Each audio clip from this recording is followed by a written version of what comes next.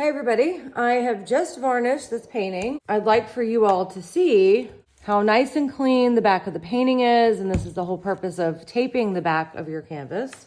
I do use 1.5 inch frog tape for the back of my paintings, and it provides good coverage going all the way down to the edge of the inside of the frame. So, you know, when you get paint all over your fingers, you don't get paint all over the frame. Very nice. Okay, we've got a beautiful, clean back canvas and a perfect little paint line. So when I put my tape on, I put it really close to the edge, so I just have a little bit of paint. You don't have to do that. You can have more of the paint rolling over. It doesn't matter. This is just a preference. It does look nice and clean, so we will go ahead and flip this little baby over. I actually made two with the exact same colors. I figured they'll be a nice little pair, but this is also varnished. I use Liquitex Gloss Spray Varnish for all of my paintings. I absolutely love it. It's extremely easy to use. The one downside is that because of the fumes that it produces, you do have to do it outside. So I have a little setup in my garage where I take all my paintings out there, and that's where I do all of my varnishing out. So I used to use this Liquitex High Gloss Varnish, which has produced some really beautiful results. My one challenge is that I have actually ended up ruining a couple of paintings with it. It's not very forgiving. If you mess up a spot, it's very hard to actually come and correct it. In some cases, impossible. But I could also just be horrible at applying it. So I prefer the spray varnish. It's just super easy to use. Now, before you actually start varnishing, the first thing you want to do is make sure that your painting is free of any dust or any oils.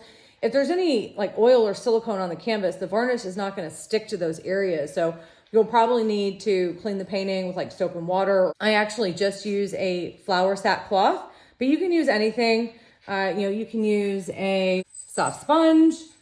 You can use a brush if you want. Just make sure you don't use anything that is gritty or textured because you don't want to scratch your painting. I would probably stay away from using paper towels also because they can leave lint behind and you don't want lint trapped under your varnish. So very easy to use. I think another thing I like about this, everybody has a preference on if they want high gloss or a matte finish or somewhere in the middle. This is somewhere in the middle. It just gives you a very low light sheen, sort of a satiny type of finish. I'm not sure if the camera is picking this up. Now, the one thing to be careful about with this is obviously, I mentioned earlier, you do have to do this outside and wear PPE just to make sure you don't breathe in any of the fumes. The other thing to look out for is when you spray this, you always want to clean the cap afterwards because there's always going to be a little bit of residue from that varnish on that tip. And if it dries over, then next time you go to spray it out, it's going to get caught and it's not going to have a very even spray. So what I used to do is after I was done using it, I would just take a cloth and wipe it off really good.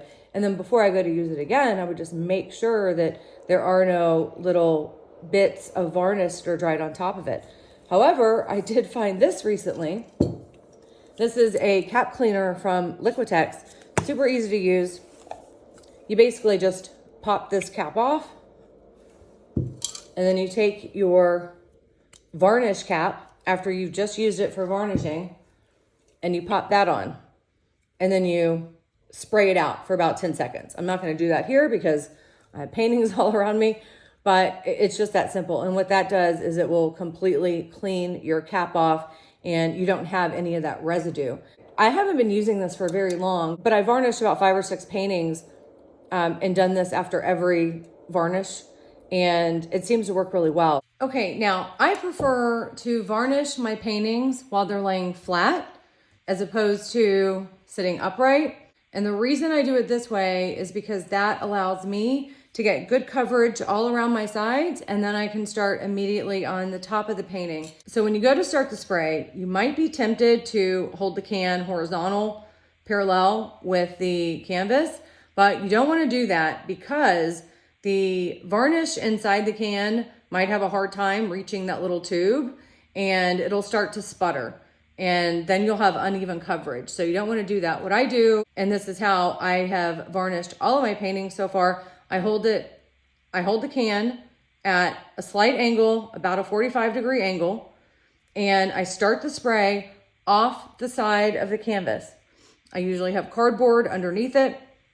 I start the spray on the cardboard, and then in one continuous motion, I go clear across the canvas all the way beyond the other edge of the canvas, and then I go back and I do it again. Then once I'm done there, I let it dry somewhere between 30 minutes to an hour, or just depends on what else I've got going on. And I come back and I give it another light coat, but this time I go in the opposite direction.